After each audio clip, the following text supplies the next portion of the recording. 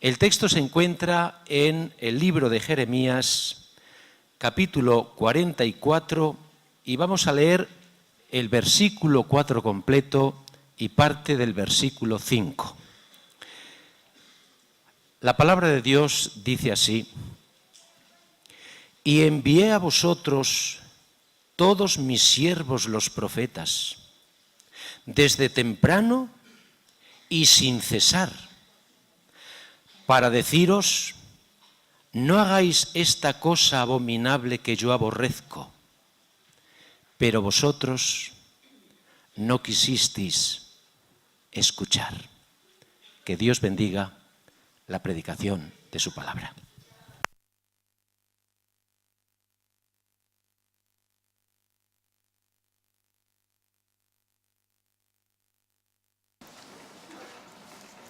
Queridos hermanos, querida iglesia, un gusto estar aquí en esta mañana. Primera vez que estoy con esta responsabilidad, pero es un gusto. Sabéis que el texto bíblico dice, y lo digo para que todos tengamos claro a quién debemos honra. Dice Jesús: Salomón fue grande, pero aquí hay uno mayor que Salomón. El templo es hermoso, pero aquí hay uno mayor que el templo. Jonás fue un gran profeta, pero aquí hay uno mayor. Esto lo dijo Jesús. Y yo diría lo mismo esta mañana. Aquí el único que merece la gloria y la honra es Jesús. Amén.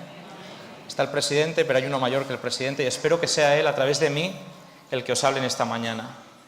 Me ha gustado mucho ver al pastor Calonge, ¿no lo veo? ¿Dónde estás?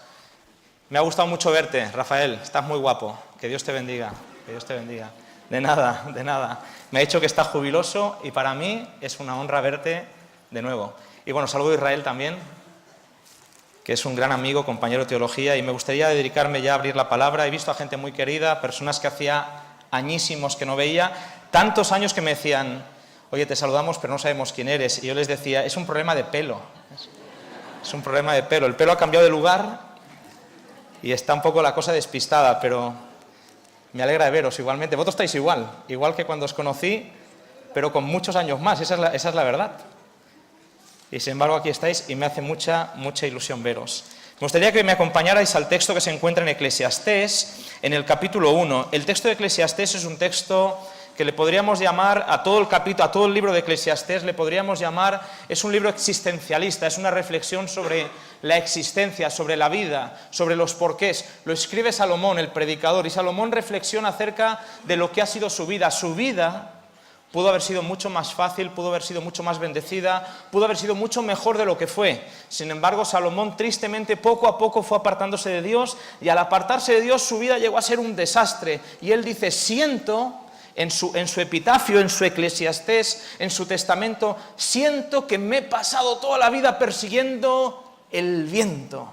El viento, vanidad de vanidades, todo es vanidad. Se me ha pasado la vida ya que estoy enfermo, postrado en una cama, sin haber sido aquello que podría haber sido si hubiera mantenido la mirada puesta en Jesús.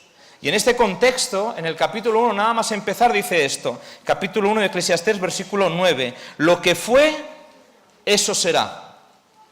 Hay algunas versiones que lo hacen en tipo de pregunta. ¿Qué es lo que fue? Lo mismo que será. ¿De acuerdo? ¿Qué es lo que fue hecho? Lo mismo que se hará, porque no hay nada nuevo bajo el sol. Es lamentable, porque eso quiere decir que nosotros como creyentes, como cristianos, tenemos mucho que aprender de lo que pasó en el pasado. De hecho, se nos dice en el Espíritu Profecía: no tenemos nada que temer del futuro, a no ser que ¿qué? Que olvidemos cómo el Señor nos ha conducido en el pasado. Cuando nos sentábamos aquí en la iglesia de Alianza, le decía a Nancy, a mi esposa: esto fue una carpintería. ¿Es así? Me acuerdo que en el libro del Centenario leí: esto fue una carpintería. Y yo me pregunto: ¿cuánta gente ha pasado por aquí? ¿Cuántos hermanos y hermanas en tiempos de dificultad? ¿Cuánta gente fiel hemos llevado al sepelio? ¿Cuánta gente fiel ha sido fiel hasta el final? ¿Cuántos veteranos, cuántos portaestandartes, cuánta gente que llevó la bandera del Evangelio y que estaba sentada en esos bancos como lo estamos tú y yo? No estamos aquí por casualidad, ni siquiera estamos aquí para pasar el rato. Y desde luego no estamos para calentar una silla. Aquí estamos porque tenemos una misión. Todo lo que fue, será. Todo lo que fue hecho volverá a ocurrir. Y no podemos olvidar de dónde venimos, ni quiénes somos. Porque tenemos una identidad como pueblo, tenemos una misión. Y si la olvidamos, lo normal es que nos convertamos en personas apáticas que vienen a la iglesia, charlan de lo que tienen que charlar, se van como si no hubiera pasado nada. Pero nosotros no somos así. ¿Amén? Somos personas que tenemos clara cuál es nuestra identidad. ¿Por qué estamos aquí? Todo lo que fue será.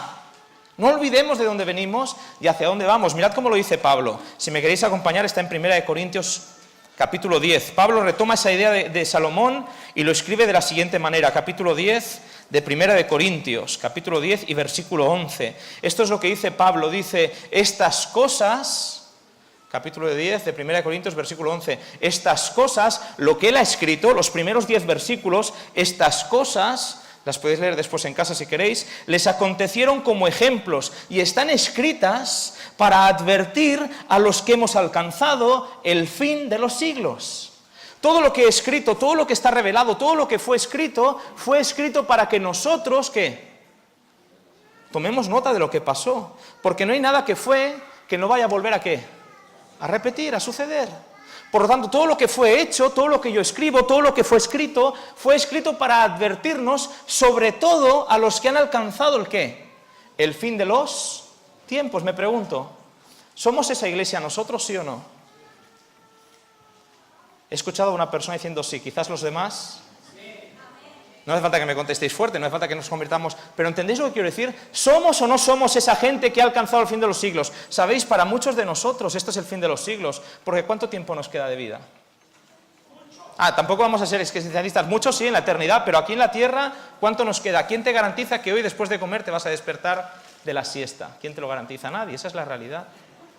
Sobre todo para nosotros que hemos alcanzado el fin de los tiempos, ¿cuándo nos vamos a tomar en serio lo que la Biblia nos dice? ¿Cuándo? Pregunto, ¿cuándo? ¿Mañana? ¿El sábado que viene? ¿El año que viene? ¿Cuando deje de ser joven? ¿Cuando me haga mayor? ¿Cuando me case? ¿Cuando tenga hijos? ¿Cuando tenga trabajo? ¿Cuando tenga casa? ¿Cuándo? El apóstol Pablo dice, hoy es el día de la salvación. Si todo lo que fue escrito para advertirnos, es bueno que nosotros vayamos a lo que fue escrito para que en lo que fue escrito encontremos aquello que necesitamos para pasar lo que tengamos que pasar, ¿sí o no? Porque vivimos en tiempos difíciles, y los tiempos difíciles no los pasas por inercia, no los pasas porque fuiste bautizado, no los pasas porque vienes a la iglesia correcta, los tiempos difíciles los pasas si estás conectado a la mano de aquel que te sostiene. ¿Amén? El texto bíblico es precioso y, ¿sabéis? Me gustaría enmarcar lo que quiero predicar con vosotros, lo que quiero compartir, lo quiero enmarcar en dos historias bíblicas muy concretas. Muy específicas. Cuando vas al Antiguo Testamento hay dos ejes sobre los que se polariza toda la revelación bíblica. El primero es la salida de Egipto. Por circunstancias de la vida, la familia de Abraham, los nietos de Abraham, acaban siendo esclavos en Egipto. Y están 400 años más o menos de esclavitud. La salida de Egipto se convierte en todo un símbolo en la Biblia. Es toda una historia que nos habla a nosotros de cómo Dios nos quiere liberar a nosotros ¿de qué? De la esclavitud del pecado. La historia de Egipto no es solamente una historia de israelitas, esclavos que salen de Egipto y ya está. No es solamente una historia, es una historia que simboliza, es una historia que representa, es una historia que nos proyecta a lo que Dios quiere hacer por cada uno de nosotros. Todos hemos nacido en la esclavitud del pecado, todos somos esclavos. Y a no ser que Dios nos libere, nosotros, por nosotros mismos, no nos podemos libertar. Y ahí están ellos, que llevan toda la vida en la esclavitud, que piensan que eso es para lo que han nacido, que piensan que ese es su fin, que piensan que esa es su realidad. De repente se liberan y salen de Egipto. Y esto es un símbolo muy bonito, nos lleva todo el libro del Éxodo. Es un símbolo muy bonito porque por fin dejan atrás aquella vida para la que se habían criado, pero para la cual no habían nacido. La vida de la esclavitud, la dejan atrás.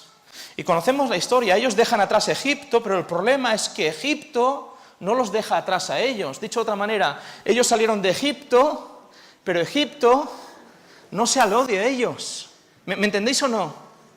Físicamente dejaron de ser esclavos, pero lamentablemente sus actitudes en el desierto nos revelan que todavía eran esclavos de sus propios prejuicios, de sus propias historias, de sus propias enemistades. La palabra que más se repite de la experiencia de Israel en el desierto, ¿sabéis qué es? Y murmuraron contra Jehová. ¿Otra palabra para murmurar? Quejarse, criticar. Es todo lo que hacían toda la vida en el desierto. Eso nos mostraba que aunque habían salido de Egipto, Egipto todavía permanecía en ellos. Y esto es un símbolo de que muchas veces nosotros, aunque somos cristianos, aunque decimos que hemos muerto al pecado, lamentablemente tenemos actitudes que nos hacen parecernos más a la esclavitud que a la libertad que tenemos en Cristo. ¿Sí o no? Primer símbolo, primera historia. Cuando vamos al libro de Jeremías, que nos ha leído el pastor Jesús, cuando vamos al libro de Jeremías, que es donde nos centraremos hoy, cuando vamos al libro de Jeremías, la esclavitud de Egipto queda muy atrás, queda muy lejos, Y si recordáis conmigo, queridos hermanos, después de salir del desierto, lo que tendría que haber sido una travesía de 40, 50 días se convirtió en una travesía de 40 años. Finalmente pasan el Jordán, finalmente llegan a la tierra donde fluye leche y miel, la tierra que deseaban, llegan a ese lugar y en lugar de seguir alabando a Dios, dice que se levantó una generación que se olvidó de Dios. ¿Sabéis por qué se olvidó? Porque se acomodó, porque estaban cómodos, porque hicieron sus casas, porque hicieron sus historias y empezaron poco a poco a olvidarse de Dios, hasta que finalmente aquella población que había sido esclava y que ahora era libre, se había convertido en una población muy parecida a las poblaciones de alrededor. Y tenemos rey tras rey, apostasía tras apostasía, apostasía tras apostasía. Y finalmente, aunque Egipto queda muy lejos, en el horizonte se asoma otro peligro, otra realidad que se llama Babilonia. ¿Me seguís?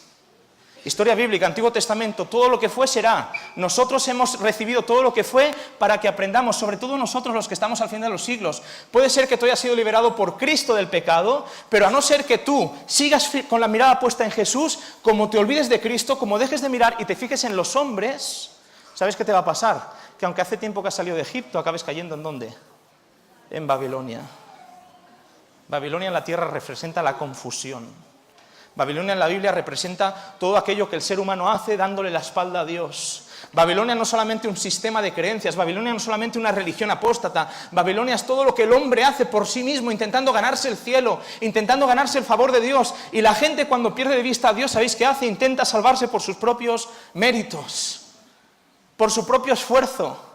Como si porque llevo toda la vida en la iglesia tuviera un derecho especial para ir al cielo. ¿Y mi derecho sabes cuál es? La gracia que Cristo dio por mí en la cruz. Jeremías.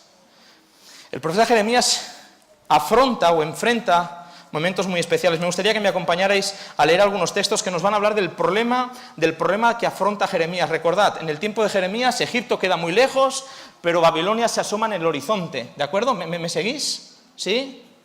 Mirad cuál es el peligro, mirad la situación que están viviendo. 2 males ha hecho mi pueblo. Estoy en el capítulo 2, versículo 12 o 13. 2 males ha hecho mi pueblo. Me han abandonado a mí, fuente de agua viva. ¿Y se han hecho para ellos qué? Cisternas rotas que no retienen el agua. 2 males ha hecho mi pueblo, 2. Esto es lo que dice el libro de Jeremías. Esta es la razón por la que Babilonia se acerca en el horizonte. 2 cosas han hecho. La primera, me han olvidado a mí. ¿Cómo puede ser que un pueblo que se llama cristiano no conozca a Cristo? ¿No es eso una contradicción? ¿Cómo puede ser que el pueblo de Israel se haya olvidado de Dios? ¿Cómo puede ser? ¿Cómo puede ser que no tengan la mirada puesta donde la tienen que tener? 2 males ha hecho mi pueblo, se han olvidado de mí. Y cuando te olvidas de Dios, ¿sabes lo que haces? Te buscas cisternas. Cisternas que no retienen el agua, cisternas que no valen para nada. 2 males ha hecho mi pueblo. Y por lo tanto, la conclusión a la que llega dice, versículo 22, el Señor dice, aunque te laves con lejía y amontones jabón sobre ti, la mancha de tu pecado permanecerá delante de mí. Te pregunto, querido hermano, ¿hay alguna diferencia entre el capítulo 2, 22, aunque me amontones lejía, aunque te llenes de jabón, la mancha de tu pecado permanecerá sobre ti? ¿Hay alguna diferencia con el texto de Isaías cuando dice, venid a mí, y aunque vuestros pecados sean rojos como la grana? ¿Hay alguna diferencia, sí o no? Isaías dice, venid. ¿Sabéis? Dios no te pide condiciones para que tú vayas a Él. Dios no te pide que primero te limpies, que te purifiques, que seas bueno, que seas perfecto, que ya no peques. Dios no te pide condiciones para que vayas a Él. Dios te pide que vayas a Él como estás. Todo aquel que crea en mí, aunque esté muerto, ¿cuál es la frase? Vivirá. Venid a mí. ¿Sabéis qué? Cuando vamos a Jesús tal y como somos, Él nos limpia. Amén. Él nos transforma, Él nos da una nueva oportunidad, Él nos da un nuevo comienzo, Él nos pone una página en blanco. Esta es la gracia de Dios. Esta es la razón por la que venimos a la iglesia, porque creemos que Dios tiene poder para transformar y limpiar nuestra vida. Venid a mí, venid a mí. El problema del pueblo de Israel es que aunque la invitación estaba hecha, venid a mí, ellos no quisieron venir. Y porque no quisieron venir, entonces Jesús les dice, ahora por mucha lejía que tú amontones, por muchos méritos, por muchas obras, por muchas predicaciones, por mucho que tú hagas, tu pecado permanecerá siempre en sí, porque sabéis que en la lucha del pecado nosotros solos no podemos. Amén. Cristo es nuestra victoria. Venid a mí, venid a mí, venid a mí. Invitación que resuena página tras página del libro de Jeremías. Venid a mí, venid a mí. El texto bíblico nos recuerda en Jeremías capítulo 13, dice, ¿puede el etíope, qué? ¿Cambiar el color de su piel? ¿Puede el leopardo dejar atrás sus manchas? ¿Cuál es la conclusión de Jeremías? Así tampoco vosotros podéis, ¿qué? Hacer el bien porque estáis acostumbrados a hacer el... Porque el mal es un problema de nuestra propia naturaleza. Somos lo que somos y solamente en Cristo podemos ser criaturas nuevas. Venid a mí. Venir a mí no significa permanecer de forma pasiva en la iglesia. Venir a mí no significa simplemente ser miembro de la iglesia adventista del séptimo día, que está muy bien ser miembro de la iglesia del séptimo día, pero no es suficiente. ¿Amén? Venir a mí es mucho más que venir a calentar un asiento en la iglesia. Venir a mí es mucho más simplemente que tener un cargo. Venir a mí es tener una relación profunda y personal con Dios todos los días, para que Él, a través de su Espíritu, pueda transformar nuestra vida. Porque no sirve de nada decir que soy adventista, pero que mi carácter no ha sido transformado. No sirve de nada decir que soy adventista, pero siempre comportarme como siempre. No sirve de nada que la gente piense de mí que sí, soy muy bueno en la iglesia, pero si lo conocieras en casa, venid a mí. Venid a mí. Hermanos míos, jóvenes, chicos, el cristianismo no es solamente ir a la iglesia, el cristianismo no es solamente tener la doctrina correcta, el cristianismo no es solamente tener la verdad, cristianismo mucho más, es cómo nos actuamos, cómo nos comportamos cuando nadie nos ve, eso es cristianismo. En esto conocerán todos que sois mis discípulos, no en cuántos días guardáis de la semana o qué día vais a la iglesia, es muy importante guardar el día correcto, pero no es suficiente, venid a mí. Es la única forma de ser triunfadores. Es la única forma de que nuestros matrimonios funcionen. Es la única forma de que nuestros hijos vean coherencia en lo que decimos. Si vamos a Jesús todos los días. Venid a mí, pero no quisisteis venir. Libro de Jeremías. La frase más triste es esta, pero no quisisteis venir. Pero no quisisteis escuchar. Estabais demasiado ocupados en jugar a ser iglesia. Hay más textos y quisiera compartir alguno más. Mirad en el capítulo 5 de Jeremías, en el capítulo 5, versículo 12, mirad lo que dice aquí. Hablando del pueblo de Dios, el pueblo de Israel dice así, mirad lo que dice el versículo 12. Negaron al Señor y dijeron, Él no existe. No vendrá más sobre nosotros, ni veremos espada ni hambre. Esto es lo que dice el pueblo de Israel. Y yo os digo una cosa, ¿sabéis? A veces nos llama la atención, ¿verdad, Jesús? Cuando un compañero pastor... No vamos a hablar de un miembro laico que a lo mejor lleva poquito tiempo en la iglesia, no, un compañero pastor, un predicador, una persona que ha estado expuesta al texto bíblico durante años y que de repente nos llama la atención poderosamente, que esa persona que ha sido un hombre de fe, un hombre que ha sido un estardante, un referente en la iglesia y que de repente abandona la fe y cuando hablas con él le preguntas, ¿qué pasó? Y te dice, es que ya no sé si creo o no. Hermanos míos queridos, escuchadme bien. El texto bíblico dice, fijos los ojos en Jesús, ¿sí o no? Hebreos 12:2. Fijos los ojos en Jesús. Eso no es una forma mística de caminar, porque si tú vas con la cabeza para arriba, ¿sabes qué te puede pasar? Que te caigas. No es una forma mística, pero puestos los ojos en Jesús significa que tu experiencia religiosa esté fundamentada todos los días en tu relación personal, íntima con Jesús. ¿Cuánto conocemos a Jesús? Si dejas de mirar a Jesús y empiezas a mirar a los hombres, ¿sabéis qué vas a descubrir en la iglesia? Algunos hace tiempo que lo hemos descubierto ya, que no hay nadie perfecto, ni uno solo. Que la iglesia está llena de hipócritas y hay gente que cuando lo descubre dice, por favor, ¿qué he descubierto? Pero si eso ya lo sabíamos.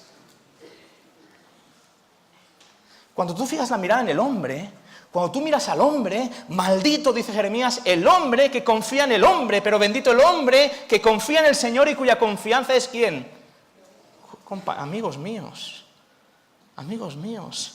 El texto bíblico nos dice, negaron al Señor y dijeron, Él ya no existe, no existe. ¿Cómo puede ser que haya gente en la iglesia que vive como si Dios no existiera? Pregunto, ¿lo ve todo Dios, sí o no?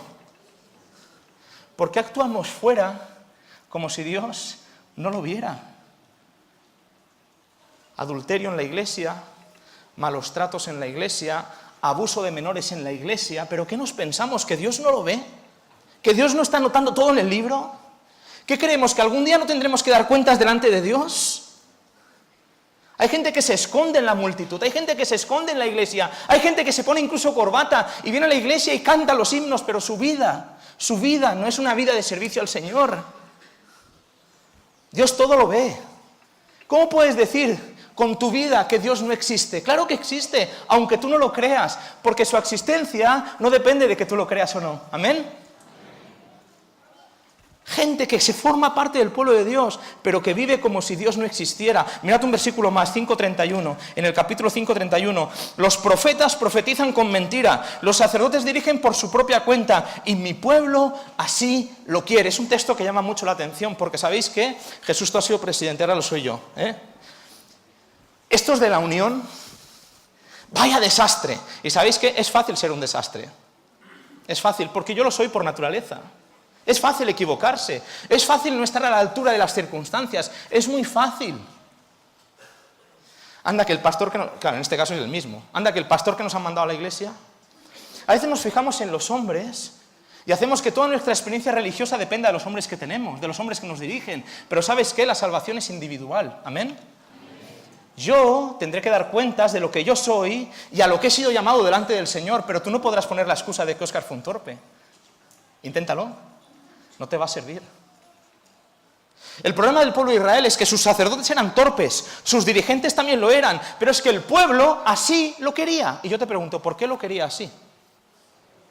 La respuesta está en el libro, así que lo que me hayas dicho, a no ser que esté en el libro, fijaos lo que dice el texto, mirad lo que dice el texto. Estoy en el capítulo 6, versículo 10. Rápido, estamos haciendo una radiografía, un diagnóstico, ¿de acuerdo? Estamos diseccionando qué le pasaba al pueblo de Israel en el tiempo de Jeremías. Y esto es lo que dice. Mirad este versículo. Es un versículo precioso, mirad lo que dice. ¿Cómo vamos aquí? ¿Vas bien? Yo tengo dos velocidades para predicar, rápido y súper rápido. Voy en la rápido, vamos a intentarlo, ¿vale? Dice así, mirad el versículo, el capítulo 6, capítulo 6, versículo 10. Vamos con la pregunta. ¿A quién tengo que hablar? ¿A quién tengo que dirigirme para que me oigan? Esto es Dios. Dios pregunta, ¿a quién tengo que hablar? ¿A quién tengo que dirigirme para que me oigan? He aquí que sus oídos están sordos y no pueden oír. He aquí que la palabra del Señor les es afrenta y no la desean.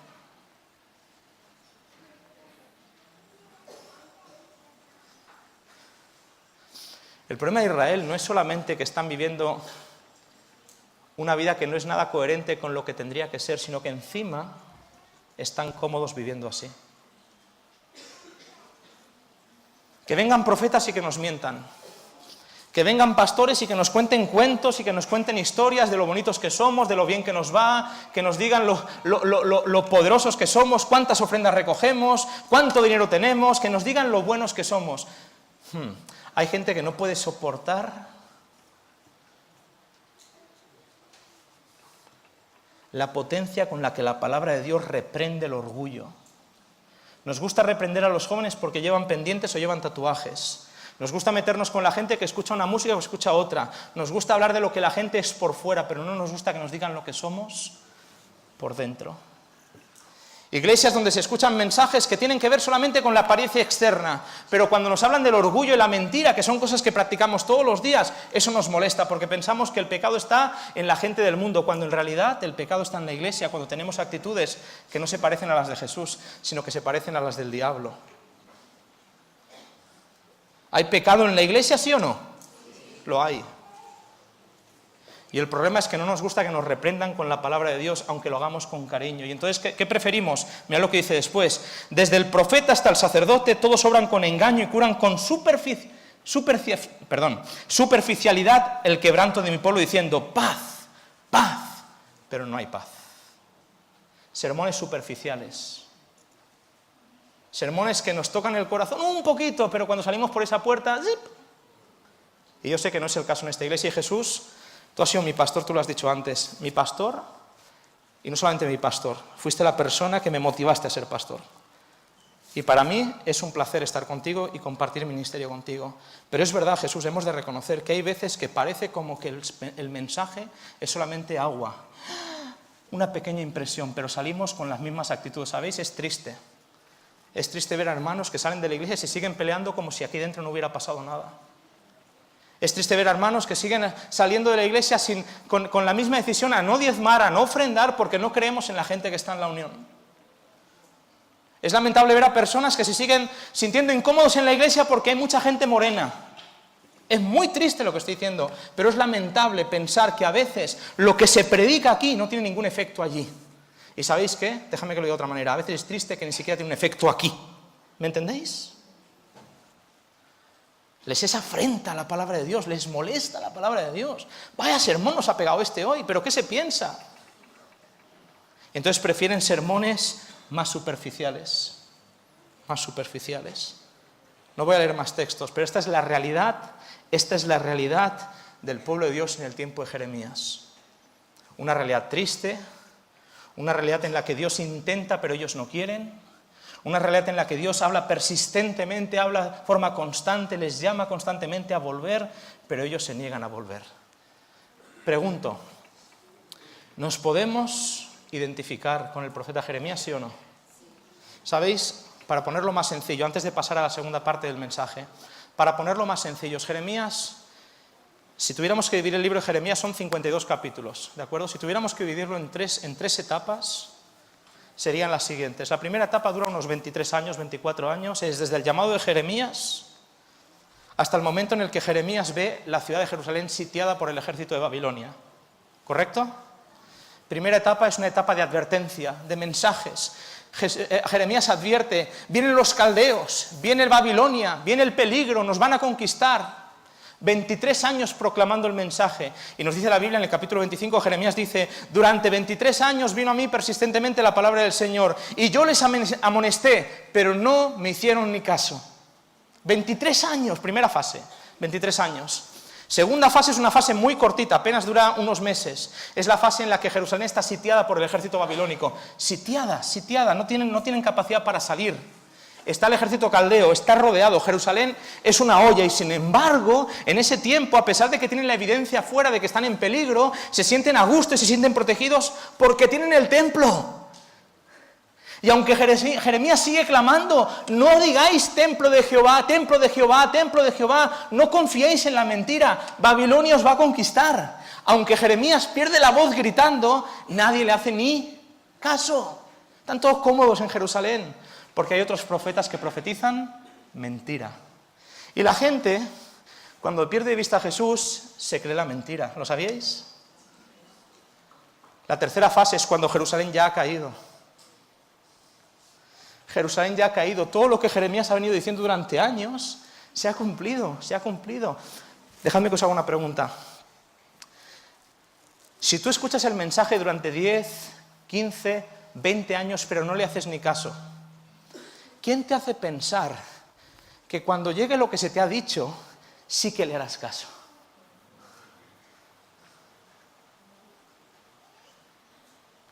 Si hoy, que es el día de la salvación, yo escucho un mensaje de advertencia en el que se me dice, hoy tienes que entregar tu vida, hoy tienes que reconciliarte con tu hermano, hoy tienes que dejar de criticar, hoy tienes que entregar tu vida, hoy tienes que reconocer la majestad del cielo, hoy tienes que confesar y arrepentirte. Si hoy es hoy, pero hoy endureces tu corazón, te pregunto, ¿quién te hace pensar que tu corazón mañana estará dispuesto a escuchar la misma voz? Esto es Jeremías. Este es Jeremías. Jeremías dice en el texto bíblico, ay Señor, desde que me llamaste, he perdido la alegría, he perdido la algarabía que tiene mi pueblo. ¿Y sabéis por qué él ya no es alegre, Jeremías? ¿Sabéis por qué él no está feliz? ¿Sabéis por qué él ya no puede participar de la alegría del pueblo? ¿Sabéis por qué? Porque él sabe lo que les va a pasar. El pueblo vive como si no hubiera mañana. El pueblo vive como si no fuera a pasar nada. El pueblo vive desenfrenado, preocupado de sus historias. Pero Jeremías sabe que tarde o temprano Jerusalén va a estar sitiada y que Jerusalén va a caer. Él no puede vivir la vida como si no pasara nada. Él sabe que algo va a pasar.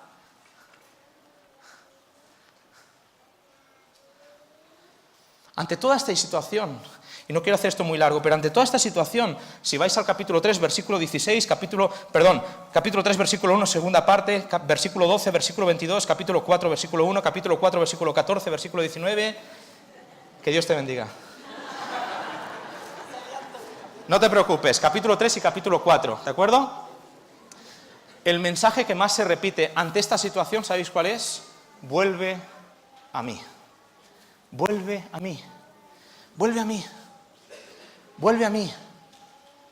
Vuelve a mí. Hay un texto que dice, si os tenéis que volver, volveos a mí. Oye, si estáis buscando otras opciones, hay una, que es buena, Jesús. ¿Amén? Si te estás planteando dejar la iglesia, hay una opción mejor. Vuelve a Jesús.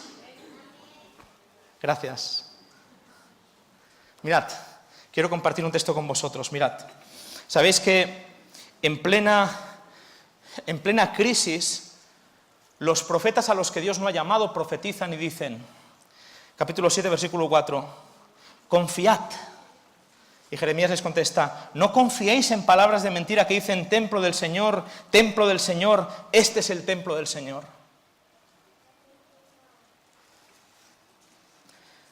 ¿Religión formal o religión relacional? ¿Qué buscas? ¿Qué esperas? ¿Con qué te conformas? La religión formal dice, hey, ¿guardas el sábado? ¿Sí o no? Ya eres salvo. Religión formal. Porque dice que el sellamiento para el tiempo del fin es, si guardas el sábado, eres salvo. ¿Sabéis? El sábado es importante y será fundamental en el tiempo del fin. Esto lo sabemos, ¿sí o no? En profecía bíblica el sábado es fundamental porque es una señal de fidelidad. Pero guardar el sábado no me salva, porque el verdadero sellamiento no tiene que ver con lo que hago de cara para afuera, sino de lo que pasa de cara para dentro. El sellamiento es un carácter transformado, ¿sí o no? Pregunto, ¿sí o no? Sí. La transformación del carácter no ocurrirá en el tiempo del fin. La transformación de carácter empezó el día que te llamó Jesús y sigue todos los días hasta que Cristo venga, si no te vas antes al descanso.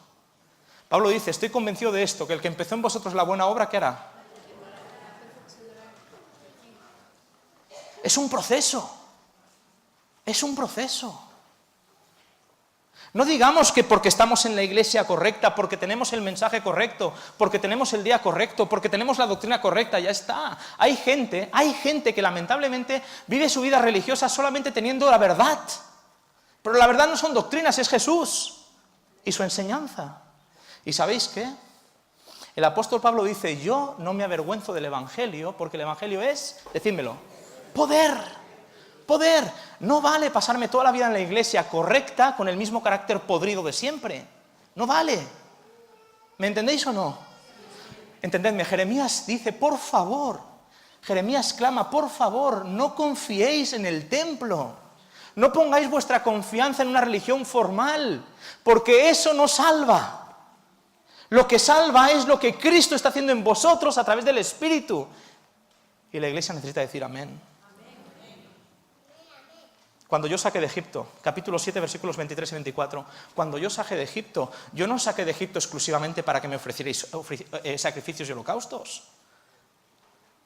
Yo no saqué de Egipto solamente para que derramarais libaciones. Yo os llamé de Egipto para que me escucharais y para que yo fuera vuestro Dios y vosotros fuerais mi pueblo.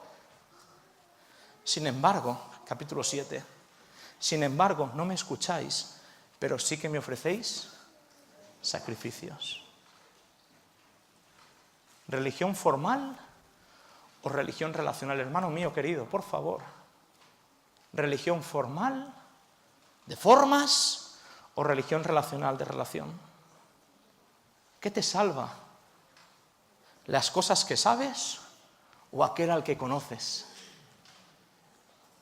No digáis, Templo de Jehová es este, soy adventista del séptimo día, guardo el sábado y leo Elena White. No me digáis historias porque eso no salva, hermanos míos. Eso solamente son herramientas, son frutos, pero jamás es aquello que nos salva. No vale estar en la iglesia y fuera de la iglesia ser un pedante, ser un maleducado, no vale, porque Dios todo lo ve. Os quiero hacer una radiografía rápida del profeta al que Dios llamó. Voy a mencionar solamente 3 versículos, ¿vale? El primero está en el capítulo 1, cuando le dice, antes, ¿os acordáis? Antes de que yo te formara en el vientre de tu madre, ya te conocía. Y te llamé para ser, ¿qué? Profeta a las naciones. Jesús le dice, no me digas, yo soy muchacho. Porque todo lo que yo te diga, tú dirás, y a donde yo te mande, tú irás. Este es Jeremías. Pregunto, ¿cuántos años tenía Jeremías cuando fue llamado? No digas yo soy un muchacho, así que tenía menos de 16. Era un jovencito. Yo tenía 16 años cuando Jesús me daba estudios bíblicos. ¿Cómo se llamaba el pueblo de Tirsa? Ya no te acuerdas tampoco, ¿no? Qué rollo, ¿no? Pues yo tampoco me acuerdo. Nos daba estudios bíblicos a 3 amigos, juntos. Y yo recuerdo que yo me debatía entre veterinaria, que hacía mucho tiempo que lo había descartado porque era malísimo en biología, en matemáticas, en todas las ciencias, me tuve que meter letras puras, pero yo me debatía entre algo así y teología. Yo recuerdo cuando el Señor me llamó, y fue en esta época, y tengo que pensar en el nombre del pueblo porque si no, no voy a poder seguir predicando, ¿de acuerdo? ¿Sí? El Señor me llamó y de repente, ¿cómo es? Sant Just Desvern, ¿quién lo ha dicho? Gracias, Esther. ¿Qué sería de nosotros? Gracias, porque es una obsesión y ya no puedo predicar más, Sant Just Desvern, en Sant Just. ¿Qué sería de nosotros, verdad, si cuando el Señor nos llamara, nos dijera lo que le dice a Jeremías? Jeremías, escúchame bien, di todas las palabras que yo te diga, háblales de mi parte, pero no te harán ni caso. Oye Jesús, le decía yo, 16 años, estoy pensando en ser pastor, en hacer teología. ¿Qué hubiera sido si Jesús me hubiera dicho, hazlo? Es hermosa la carrera, sácate el título, podrás predicar en Alenza algún día, pero que sepas. ¿Qué hubiera sido de mí si Jesús me hubiera dicho que sepas que nadie te va a hacer ni caso? Mi hijo mayor se llama Ezequiel, ¿alguien lo sabía? Yo de eso me acuerdo todavía sin necesidad de que me lo recuerden. Mi hijo se llama Ezequiel. Ezequiel es uno de mis profetas favoritos. A Ezequiel se le dijo lo siguiente, ve y predícales, vendrán a ti, como cantor de amores, porque les gusta cómo hablas, pero no pondrán ni una palabra por obra. ¿Te imaginas que Dios te llamara a ti? ¿Hay algún joven que sienta el llamado a ser pastor aquí en esta iglesia o no? ¿Hay algún joven? ¿Una iglesia tan grande no hay ninguno? ¿Sabéis qué? La mies es mucha. Robad al Padre para que mande, ¿qué? Obreros a la mies. Israel y yo fuimos compañeros en teología juntos. ¿Qué tiempos aquellos? Cuando eras un gran tenista. Imagínate que el Señor te llamara o que te llamara hoy y te dijera, ve y predícale a mi pueblo, pero mi pueblo es cabezón. Mi pueblo no te hará ni caso. Ve y predícales. Pero que sepas, les gustará cómo hablas, pero no te harán ni caso. Este es el llamado de Jeremías. Y como este es el llamado de Jeremías, mirad lo que dice en el capítulo 25. En el capítulo 25, quiero compartirlo con vosotros. Rápido. Mirad el capítulo 25, versículo 3 en la segunda parte. Bueno, vamos a leer desde el principio. Capítulo 25, versículo 3. Desde el año 13º de Josías, hijo de Amón, rey de Judá, hasta este día, escuchad bien, desde el primer día en el que fui llamado, que era un muchacho, un jovencito, hasta este día han pasado 23 años en los que ha venido a mí la palabra del Señor. Les he hablado persistentemente, pero no han escuchado. ¿Cuánto llevas de ministerio, pastor? Esther, ¿cuánto lleva de ministerio? ¿Cuánto? 27, más que Jeremías. Más que Jeremías. Yo llevo menos, yo llevo 18, pero mirad lo que dice el texto en el capítulo 20, esto es precioso.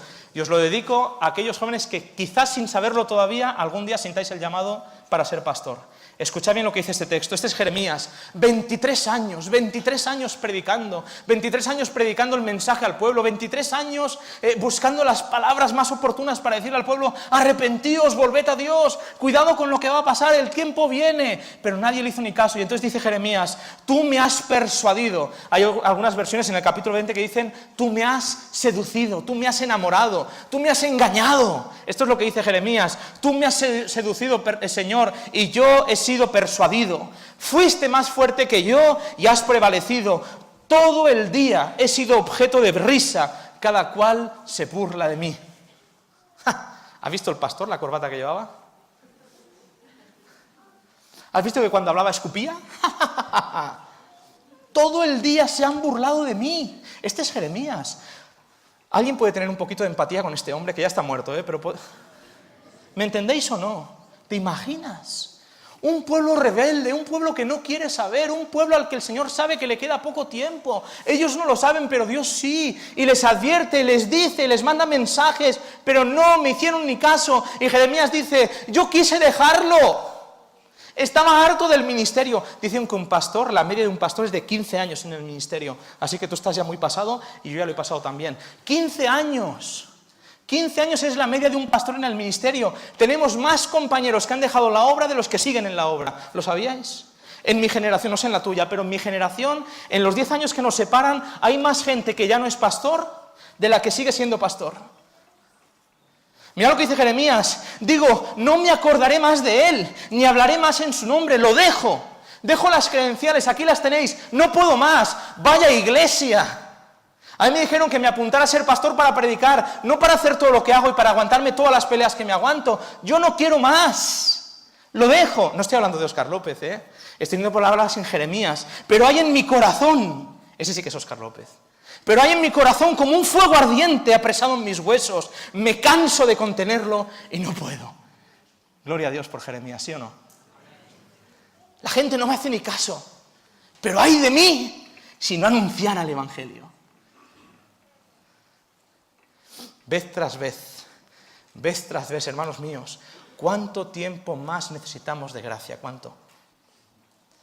¿Cuántos años más necesitamos como iglesia para darnos cuenta de que este mensaje no es solamente para Jeremías, es para ti y para mí? Es el momento de levantarnos del sueño, porque hoy nuestra salvación está más cerca que cuando creímos. Dejemos de jugar a ser iglesia, dejemos de ser meros espectadores, viendo a ver cómo nos entretienen hoy. Oye, ¿quién predica? No sé, entonces yo no voy. Por favor. 23 años. Algunos lleváis mucho más y otros muchos menos. Pero ¿cuánto tiempo más necesitamos para darnos cuenta de que el mundo en el que vivimos es un mundo real y que lo que se nos ha prometido en la Biblia se va a cumplir? Que es el tiempo, es el momento, es la hora, es el día de levantarnos del sueño, porque el Señor vuelve y vuelve pronto.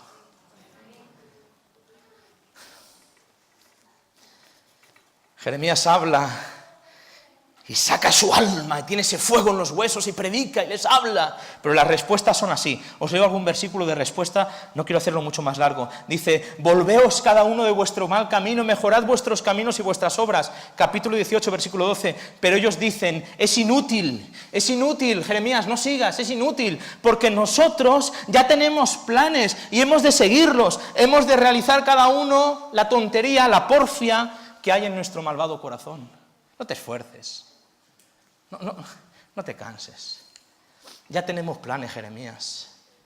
Ya tenemos cosas que hacer. Tú predica, que yo seguiré haciendo lo que quiera. ¿Quién se piensa para venirnos a hablar de esta manera? Esto es Jeremías. Un poquito más adelante, en el capítulo 22, versículo 21, capítulo 22, versículo 21, dice así: te hablé, este es Dios el que habla, te hablé en tu prosperidad. Te hablé cuando estabas asentada, te hablé cuando estabas bien, te hablé en tu prosperidad, pero dijiste: no escucharé. Este ha sido tu camino desde tu juventud, nunca has escuchado mi voz. Jeremías habla. Y dejadme que lo diga de otra manera, no se trata de Jeremías, no se trata de Óscar López, no se trata de Jesús Calvo, no es el hombre el que habla, es Dios a través del hombre, amén.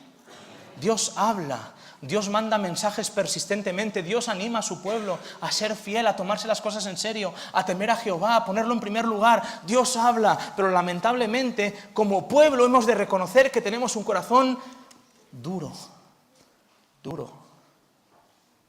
Y la Biblia dice, así ha sido desde nuestra juventud, una iglesia formal, una iglesia donde las formas eran más importantes que el fondo. Así ha sido desde vuestra juventud. Pongo 3 ejemplos para terminar, 3 ejemplos.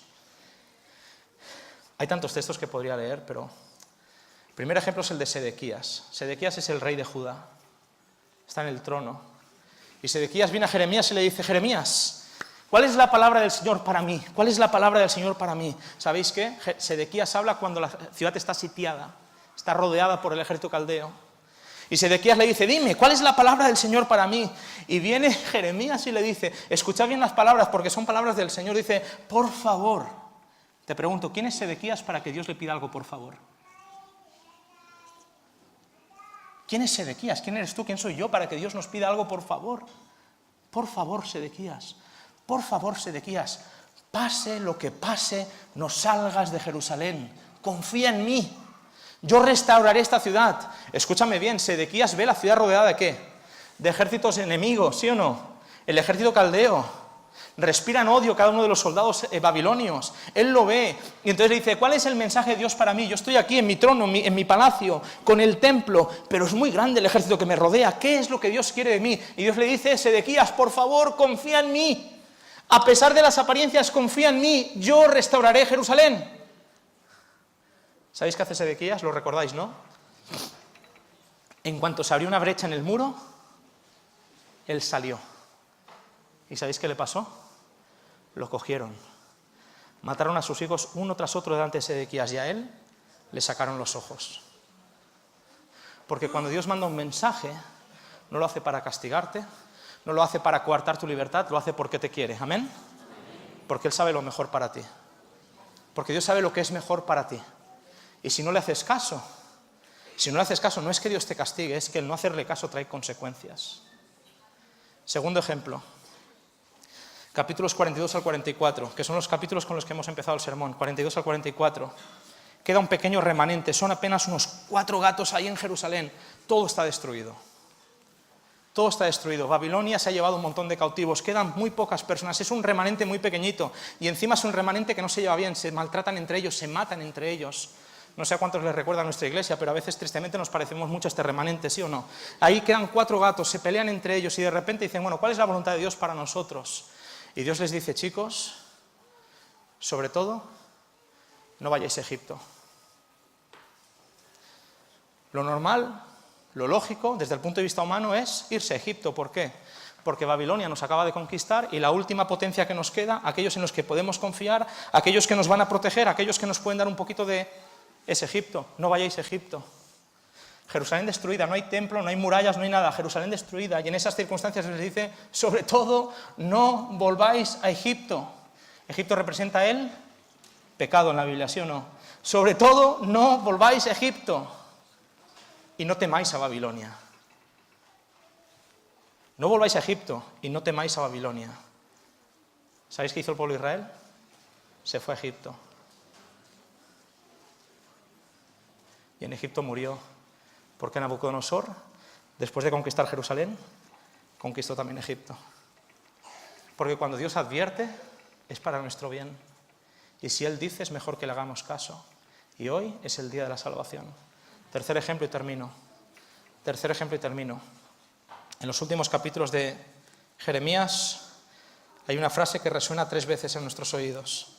La primera, huid de ella, pueblo mío. Segunda frase, salid de Babilonia, pueblo mío. Tercera frase, salid de Babilonia. ¿Por qué 3 veces? ¿Por qué esta insistencia a pedir al pueblo de Dios que ahora está cautivo en Babilonia, que salga de Babilonia? ¿Por qué? Porque lamentablemente la historia nos dice que el día en el que los persas destruyeron Babilonia, la mayoría de judíos que habían salido de Jerusalén se habían quedado a vivir ¿dónde? En Babilonia. Habían hecho sus casas, estaban cómodos, y pensar en tener que volver a Jerusalén les daba mucha vagancia. Todo el libro de Jeremías, hermanos míos, con esto termino, todo el libro de Jeremías es un libro de advertencia. Para nosotros que hemos alcanzado el fin de los tiempos, y se nos pide, volved, volved. Ellos no hicieron ni caso. ¿Qué haremos tú y yo? Hoy es el día de la salvación. Que Dios te bendiga, hermano mío. Que Dios obre en nuestro corazón para que cuando Él venga todos podamos volver a casa. Bendiciones. Amén.